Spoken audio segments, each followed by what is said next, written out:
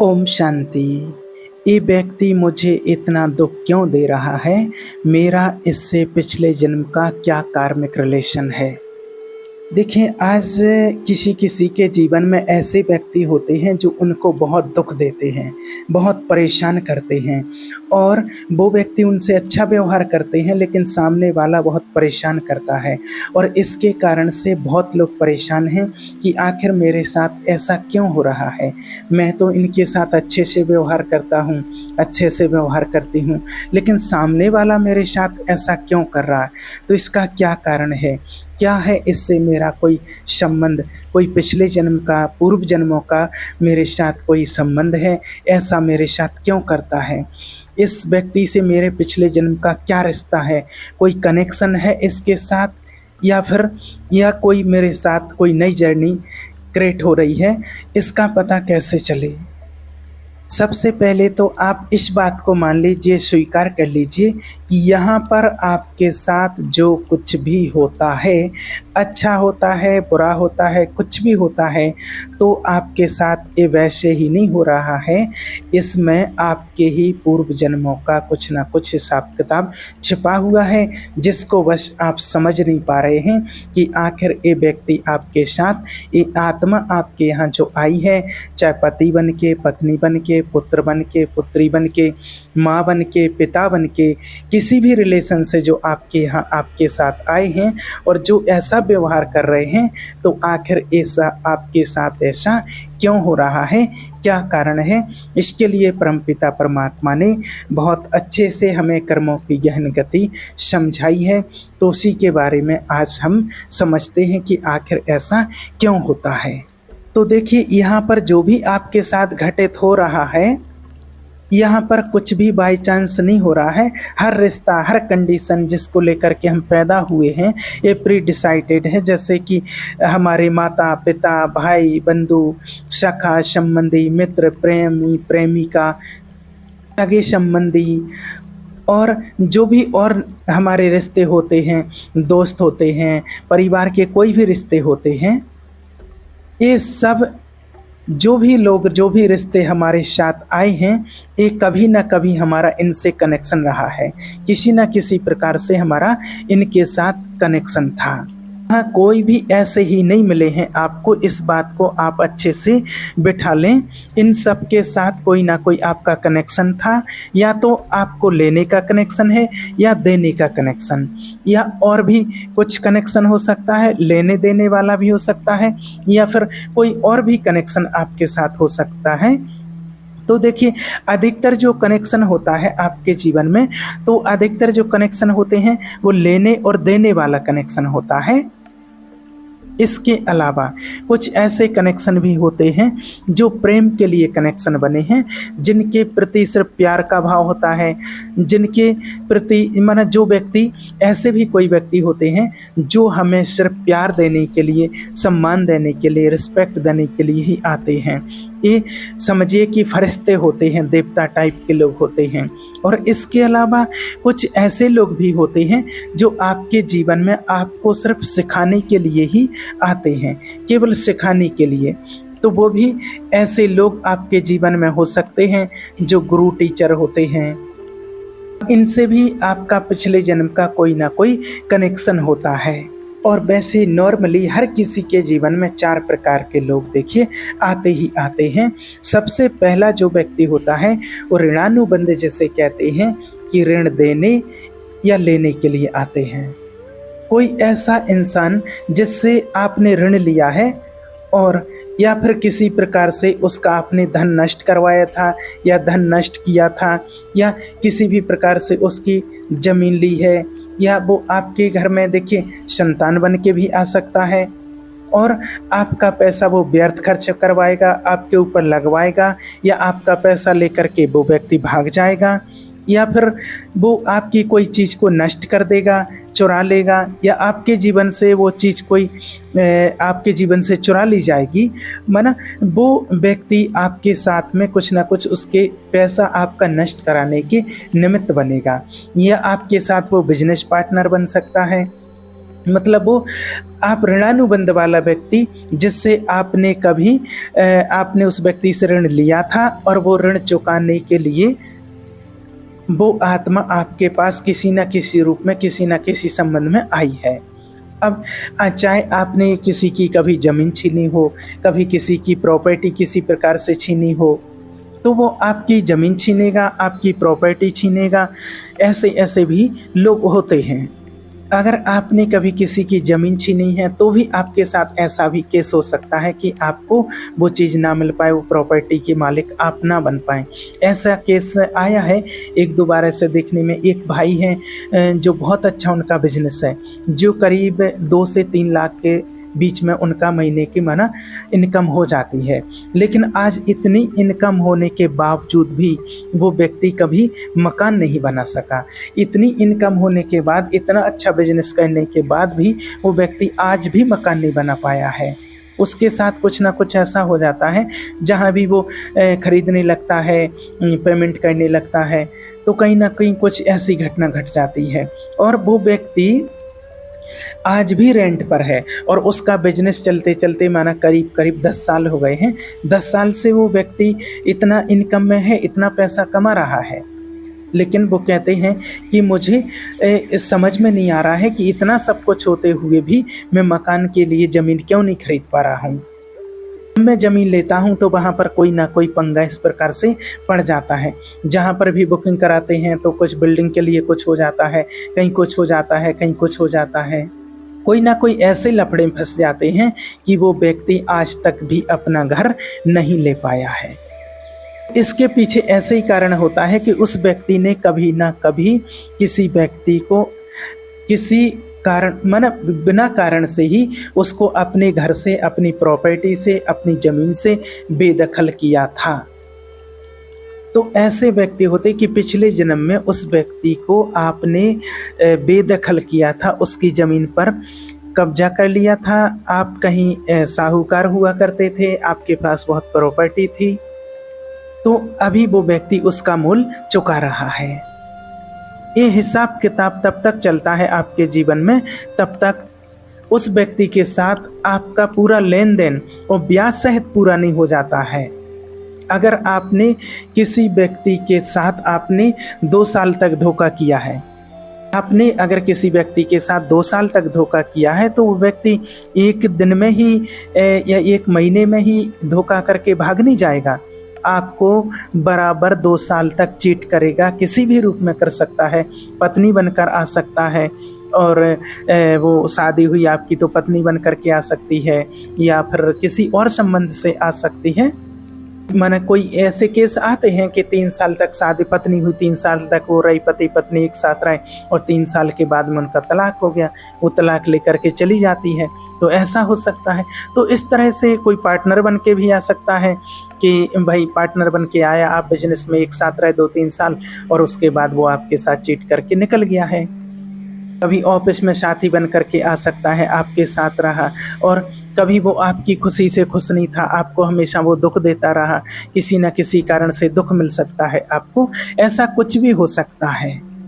इस प्रकार से आपका ऋण वो लेने के लिए आपने जो लिया है वो लेने के लिए जरूर आएगा।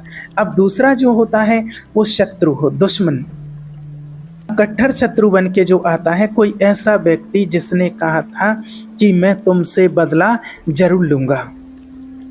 अब ये बदला लेने वाला व्यक्ति आपके जीवन में आता है, और कभी कभी जब ये बदला लेने वाला आपके जीवन में वो व्यक्ति जब आता है, यह व्यक्ति आपके जीवन में आकर आपको पूरी तरह से, आपको जब पता चलता है कि ये व्यक्ति क्या करेगा, या तो ये व्यक्ति आपके घर में संतान बन के आ सकता है, या कट्टर पिता भी हो सकता है, भाई भी हो सकता है, एक दोस्त के रूप में भी आ सकता है। लेकिन ये व्यक्ति आपके साथ में ऐसी दुश्मनी बना करके बैठेगा, और शुरू में जब आएगा तो कहते हैं ना कि कभी शत्रु भी तो दोस्त होगा। दुश्मन बनने से पहले दोस्त ही बनता है ना, तभी वो धीरे धीरे फिर दुश्मन बनता है। राह चलता व्यक्ति कोई आपसे दुश्मनी नहीं कर लेगा। आपने देखा होगा कि जो दोस्त होते हैं, जो दुश्मन बनते हैं, तो पहले वो दोस्ती होते, दो व्यक्ति जो हैं तो पहले उनमें दोस्ती होती है और फिर बाद में दुश्मन बनते हैं। ऐसे नहीं कि दुश्मन नहीं कोई दोस्त बनते, पहले उनमें खास अच्छी दोस्ती होगी, फिर धीरे धीरे वो दुश्मन बनते हैं। कोई राह चलने वाला व्यक्ति भी आपसे दुश्मनी नहीं करेगा। तो जिस व्यक्ति के साथ आपका कुछ लेन देन का काम हो रहा है और कोई व्यक्ति आपको लगता है कि ये व्यक्ति बिल्कुल दुश्मनी के टाइप से ही आया है, ये बदला लेने के लिए ही आया है, सिर्फ ऐसा बिल्कुल पॉसिबल है। आपसे वो बदला लेने के लिए आया है, वो आपके साथ झगड़ा करेगा, वो आपको तरह तरह से उकसाएगा, वो आपके साथ हर वो पंगा करेगा जिससे आपकी बेइज्जती हो, जिससे आप डाउन फील करें, जिससे आपको कड़वा लगे, जिससे आपको तकलीफ हो, दर्द हो, जिससे माना कि वो व्यक्ति आपको दुख दे करके और वो खुश होगा। वो ऐसे व्यक्ति आपके जीवन में शत्रु थे जो पिछले जन्म के। और लोगों को ये ऐसे व्यक्ति जो होते हैं जो बहुत दुखी करते हैं, और ऐसे ऐसे लोग भी कई लोगों ने मन ऐसे पूछा है, और ऐसे ऐसे भी माना केस आए हैं सामने, लोग पूछते हैं, कई लोग कमेंट करते हैं, कॉल से बात करके भी लोग पूछते हैं कि हमारे साथ ऐसा माना क्यों हुआ है। एक केस ऐसा आया था कि एक बहन थी, उसका बेटा था 8 महीने का, और वो कहती है कि मैं जब अपने इस बेटे को देखती हूँ तो मुझे ऐसा लगता है कि इसका गला दबा दूँ। मैंने सोचिए कि 8 महीने का बेटा, भी उसने कुछ किया भी नहीं है और उसको ऐसा लगता है उसको देख करके कि मैं इसका गला दबा दूं, कि इसको मार डालूं। अब जबकि माँ तो देखिए पालने वाली होती है, मारने वाली थोड़ी होती है। तो उसके साथ कुछ ना कुछ उस आत्मा ने पूर्व जन्म में कुछ ऐसा किया होगा, उसका गला दबाया होगा, या उसके साथ कुछ ऐसा किया होगा जिसके कारण आज वो उसके सामने आई है और उसके साथ माना बेटे के रूप में उसके यहाँ आई है। अब वो अपना कुछ हिसाब किताब चुकता करने के लिए वो आत्मा आई है। अब उस आत्मा के साथ ऐसा कुछ हिसाब किताब है कि उस बच्चे को दुख दे करके ही उस माँ को खुशी मिलेगी, क्योंकि उस बच्चे ने कभी उसको दुख दिया होगा। तो ऐसा हिसाब किताब होता है, माना शत्रु के रूप में भी ऐसी आत्माएं आकर के जन्म लेती हैं। अगर आपके साथ ऐसा होता है तो आपको वैसा ही व्यवहार नहीं करना चाहिए, आपको जागना चाहिए। अगर आपके साथ ऐसा होता है तो आप उस आत्मा के साथ सद्व्यवहार करें, जो आपके लिए सारी बातें इसलिए बताते हैं कि आप जो अभी कष्ट भोग रहे हैं तो आप अपना व्यवहार अभी से ठीक कर सकें और अपनी लाइफ को अच्छा बना सकें, चेंज कर सकें। आज आप इस चीज़ को जान सकें कि अगर आप किसी गलती की वजह से पूर्व जन्म में कोई गलती की है तो उसकी वजह से आप दुखी हैं। आपके जीवन में जो व्यक्ति आया है जो आपको आज दुख दे रहा है, और उसकी वजह से अगर आप अपनी गलती की वजह से दुखी हैं तो आप इसको संभल सकें और आगे से आप इस गलती को रिपीट ना करो, और हमेशा ऐसे काम करो कि आगे के लिए हमेशा सतर्क रहो। तो ये होते हैं माना शत्रु के रूप में कुछ कुछ ऐसे व्यक्ति आते हैं। और तीसरे वो लोग होते हैं, कुछ ऐसे लोग भी आपके जीवन में आते हैं जिनके साथ आपका न्यूट्रल बिहेवियर होता है। न्यूट्रल का मतलब होता है ना कुछ ज़्यादा लेना है उनसे, ना कुछ ज़्यादा देना है। जीवन में आ तो गए लेकिन बस आपके जीवन में कोई एक खास रोल प्ले नहीं करते हैं, बस उदासीन टाइप के लोग रहते हैं आपके जीवन में होते हैं। बस ऐसा करते हैं कि ना तो आपके लिए कुछ खास करेंगे ना कुछ रहेंगे। आपके जीवन में कुछ ना कुछ माना छोटे मोटे कार्मिक अकाउंट जो होते हैं कि कभी आपका साथ छोड़ करके चले जाएंगे, या फिर कुछ समय तक आपके साथ रहेंगे फिर आपका साथ छोड़ करके चले जाएंगे। माना छोटे मोटे जो कार्मिक अकाउंट होते हैं उनके वजह से आपके जीवन में आते हैं। और नंबर 4 वो लोग होते हैं जिन व्यक्तियों की सेवा आपने कभी बहुत ज़्यादा की होती है। तो आपने जिनकी सेवा की है तो वो अपनी सेवा का ऋण चुकाने के लिए आपके पास वो आत्माएं आती हैं वो आपका बेटा बेटी बनकर भी आ सकते हैं, वो आपका दोस्त बन कर के भी आ सकते हैं, वो आपका नौकर बन कर के भी आ सकते हैं। वो इतना प्यार करेंगे आपसे कि माना जितनी सेवा आपने उस आत्मा की कभी की होगी उतनी ही सेवा वो आत्मा आपकी करेगी। चाहे आपने पुत्र के रूप में की हो, दोस्त के रूप में की हो, भाई के रूप में की हो, या किसी और संबंध के रूप में आपने जितनी उस आत्मा की सेवा की होगी तो वो आत्मा आपके यहाँ आएगी और उतनी ही सेवा आपकी करेगी। क्या ऐसे बच्चे भी होते हैं कि जो बुढ़ापे में बिल्कुल माँ बाप को कहते हैं कि सिर आँखों पर बिठा कर रखते हैं, उनको कोई कष्ट नहीं देते हैं, उनकी बहुत अच्छी तरह से देखभाल करते हैं। तो ऐसा भी आपके जीवन में हो सकता है। एक बात आप हमेशा याद रखें कि जो आपने अपने जीवन में बोया था वो ही आप काटने वाले हो।